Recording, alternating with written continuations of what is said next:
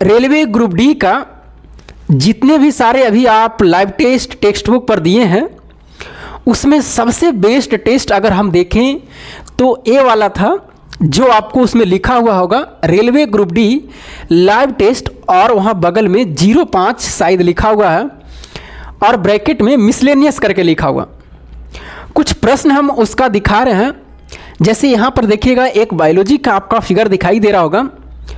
अगर ए वाले टेस्ट में अगर ऐसा प्रश्न आया होगा तो इस वाले को मैं आपको बात कर रहा हूँ, क्योंकि इसमें साइंस का प्रश्न बहुत ही अच्छे लेवल का था। मतलब काफ़ी कम लेवल नहीं, बहुत ही अच्छे लेवल का। मैं ये नहीं कह रहा हूँ कि ये प्रश्न आपको हूबहू यहाँ आएंगे देखने के लिए एग्जाम में मिलेगा, लेकिन जिस तरह का लेवल था ये, आज आपका 10 फरवरी है, 9 फरवरी को ही रात में वो समाप्त हो गया।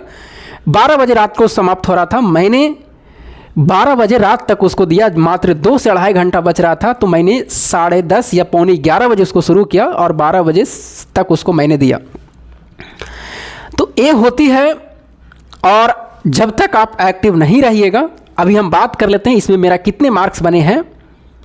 टोटल 73 नंबर बना है कट छट करके। बाकी ये अटेम्प्ट कितना था देख लीजिएगा, लेकिन कट छट के 73 नंबर है, वो चीज़ें हमें दिखाई नहीं दे रहा। फिर भी अगर हम बात करें जिसका भी इस टेस्ट में, जिसका भी अगर 65 नंबर आया है ना, जिसका भी 65 नंबर आया है, इसके राउंड में भी है 64, 65, 66, अगर इससे ऊपर में है तब तो बहुत ही अच्छा। लेकिन अगर 65 नंबर के भी राउंड में है तो आप बहुत ही वेस्ट है। आप मतलब कि कंपटीशन के दौर में पूरी आगे हैं, क्योंकि इतना आसान टेस्ट नहीं है।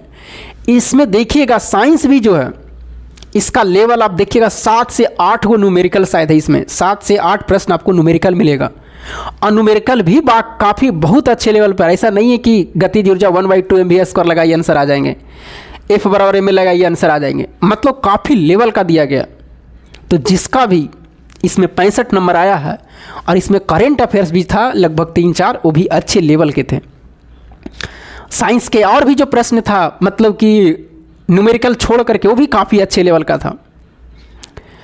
और देखिए मैं आपको बार बार कह रहा हूँ, आप जितना टेस्ट दीजिएगा उतना परफेक्ट बनिएगा। जितना इसमें मैथ का लेवल और रीजनिंग का लेवल भी बहुत ही अच्छे थे। 3-4 मैथ ऐसे थे काफ़ी अच्छे लेवल का था इस टेस्ट में। इसलिए मैं आपको बता रहा हूँ जिसका 65 भी आया है कोई दिक्कत नहीं है। मेरा 73 बना, बाकी का 75, 80 भी आएंगे। अब अगर हम बात करते हैं, देखिएगा अभी आपका सिर्फ और सिर्फ काम होना चाहिए, जैसे कोई रेलवे ग्रुप डी में खास करके है कि हमें पूरी फोकस रेलवे ग्रुप डी का, या कोई भी किसी भी बच्चा का, जैसे मान लीजिए हम लोग भी LP दिए हैं, रिजल्ट होगा, CBT 2 देंगे, टेक्नीशियन में है, उम्मीद है ठीक है कि होगा, लेकिन लास्ट आपका उम्मीद रेलवे ग्रुप डी ही बचेगा।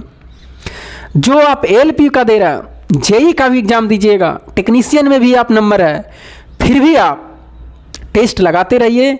और जो बच्चे खास करके रेलवे ग्रुप डी के पर हैं, उसको मैं आपको बता देता हूँ, आप जो चीज़ें मैं बताता हूँ सब कोई नहीं कर पाते हैं, और सब कोई का इसी के कारण थोड़ी नौकरी होंगे, सब कोई का नौकरी भी नहीं होते हैं। जब आप देखिए कि मैं 12 बजे रात तक टेस्ट दे सकता हूँ, तो आप क्यों नहीं कर सकते हैं इतना रात तक।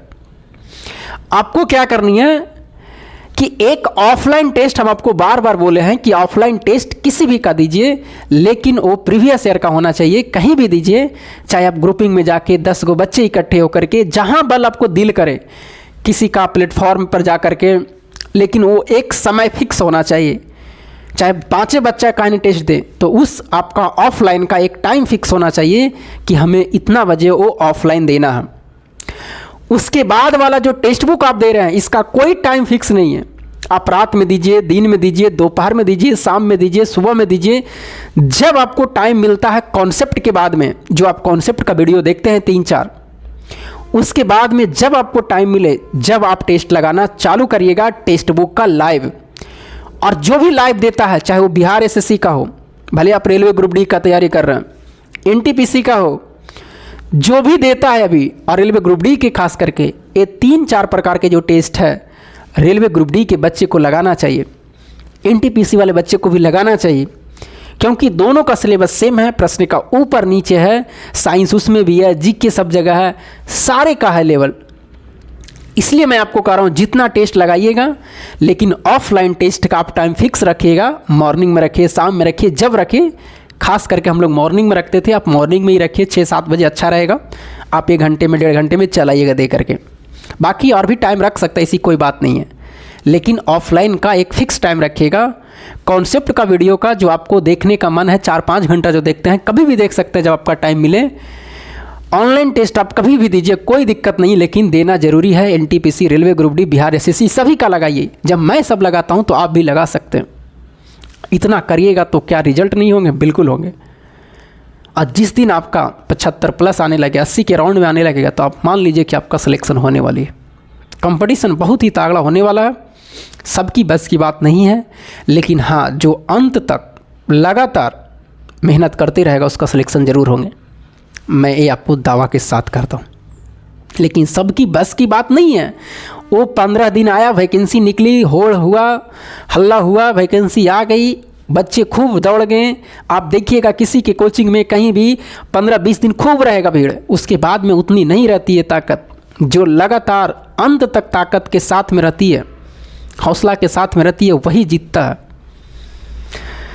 तो मैं आपको कह रहा हूँ, आप इतना टाइम दीजिए, कम से कम 7 से 8 घंटा। आपको 4-5 घंटा कॉन्सेप्ट का वीडियो, चाहे वो फिजिक्स का हो, केमिस्ट्री का हो, हिस्ट्री का हो, ज्योग्राफी का हो, मैथ का हो, रीजनिंग का हो, वहाँ टाइम दीजिए। ऑफलाइन टेस्ट दीजिए डेली, ऑनलाइन जो टेक्स्ट बुक पर उसको दीजिए, और भी ऑनलाइन का आपको कहीं मन देने का वहाँ दीजिए। लेकिन जितना टेस्ट दीजिएगा उतना परफेक्ट बनिएगा। चलिए, बाकी अपना मार्क्स इसमें कमेंट करके बताइएगा। जिसका भी 65 आया है, बहुत ही अच्छे लेवल की तैयारी पर है आप। और इससे जिसका ज़्यादा आए हैं 75-80, उसका तो कहना ही नहीं है। मेरा भी मार्क्स थोड़ा कम है, 73 नंबर रहा है। कोई बात नहीं, मार्क्स ये बढ़ेंगे भी। आप एक दिन ऐसा अनुमान फील करिएगा कि सर अब हमें पूरी कॉन्फिडेंस है कि मेरा नौकरी होगा। जब आप लगातार मेहनत करते रहिएगा, जब मार्क्स आपको आएगा तो आपको खुद उम्मीद हो जाएगा कि सर अब मेरा नौकरी होगा। तो चलिए, बाकी मेहनत करते रहिए, सारे चीज़ों को देखते रहिए। परेशानियां बीच में बहुत सारे आएंगे, आपके साथ में भी आते हैं, मेरे साथ में भी आते हैं। आपको जो लक्ष्य है वो पूरा होना चाहिए। जो कॉन्सेप्ट का वीडियो है, जो आप टारगेट रखें कि मेरा इतना वीडियो देखना है, दिन में नहीं होगा किसी के कारण, बस रात में देख लेंगे जग के, ये होना चाहिए जुनून। चलिए, बाकी हम समझाना मेरा काम, कहना है, करना सबकी बस की बात नहीं है। बहुत सारे लगे हुए भी हैं, देखते हैं लगभग 1000 अगर व्यू वीडियो में जाता है तो लगभग 100 को जो कमेंट करते हैं वो रेगुलर कमेंट करते हैं और उनकी तैयारी अच्छी लेवल पर है। उनका जॉब होंगे, देखिएगा कहीं ना कहीं से सिलेक्शन लेके चले जाएंगे।